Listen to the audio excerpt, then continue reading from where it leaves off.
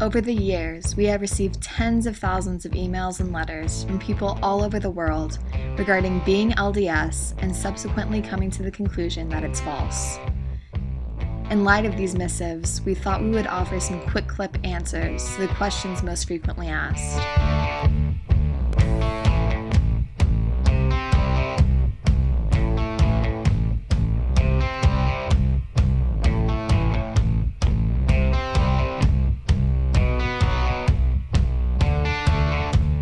On being married to a Latter-day Saint, let's say that you are both LDS and one of you came to know the Lord, or that you married an LDS person and you're a Christian.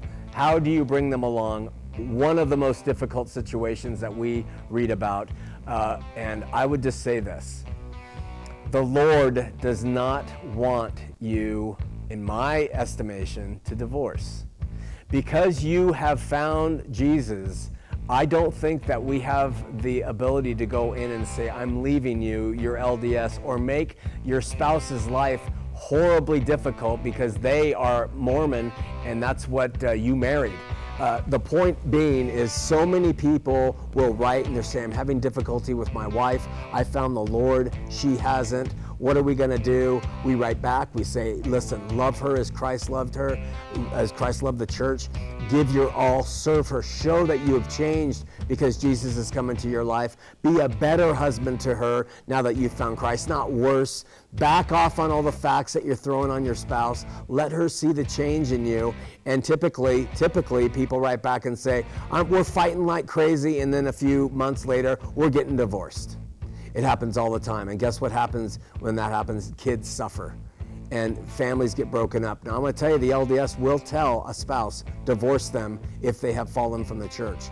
They often will do that. They're backing off on that a little bit now. But marriage is nothing compared to how they view marriage is nothing compared to what they want their members to do if a spouse leaves, and that's divorce. Christians do not believe that. So listen, if you have found Christ, you prove it to your spouse that you're a Christian. You take your kids to the church that they were going to before, the LDS church. You support your wife or your husband in their relationship to the church. You do whatever you can, but you love them like you never have. You serve them, you do all you can, and they will in time soften, and dialogue will open up for you to share Jesus. And if the dialogue does open up, share the Lord.